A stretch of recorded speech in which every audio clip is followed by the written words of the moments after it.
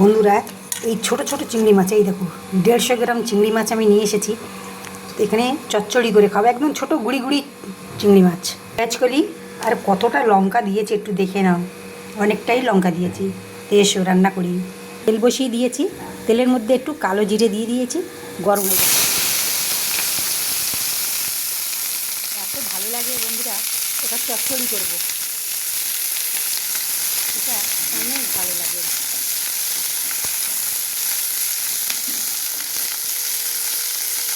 এটার বড়াও খাই, কিন্তু আমি বড়া খাবো না, আমি চচ্চড়ি খাবো।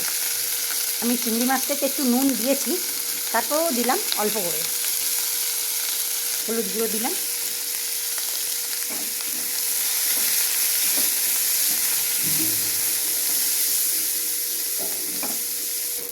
এক চামচ সর্ষে বাটা, বাস, আর নয়, অতটুকুই নয়।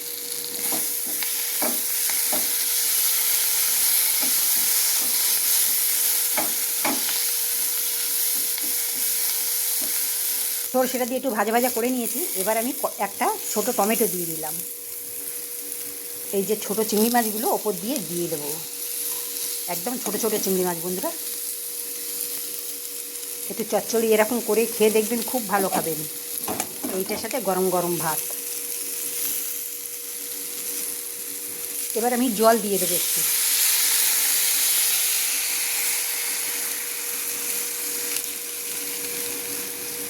তো বন্ধুরা, এবারে ঢেকে দেব, ফুটছে সাইড দিয়ে।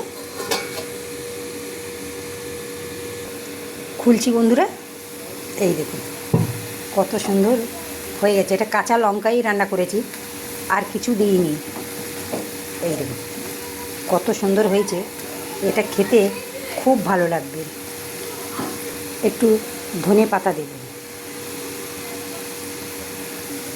ধনে পাতা দেওয়া হয়ে গেছে, আবারও একটু ঢেকে দেব। ঢাকা খুলি, দেখুন বন্ধুরা, একদম জলটা অল্প জল দিয়েছি, জলটা শুকিয়ে গেছে, আর দেখুন কত সুন্দর হয়ে গেছে। তাই এটা ভাতের সাথে খুব ভালো যাবে। দেখছেন, দেখতেও সুন্দর হয়েছে, খেতেও অতটাই ভালো হবে।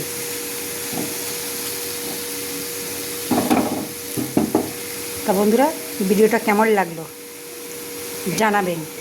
বন্ধুরা, গরম গরম ভাত আর ফুল চিংড়ি চচ্চড়ি, এই দেখুন ভাত বেড়ে নিচ্ছি খাবো বলে। কার কার এরকম ফুল চিংড়ি চচ্চড়ি পছন্দ কমেন্টে জানিও। এটা খেতে কিন্তু খুব ভালো লাগে, একবার হলেও করে খেয়ে দেখবেন। ভিডিওটা দেখার জন্য ধন্যবাদ।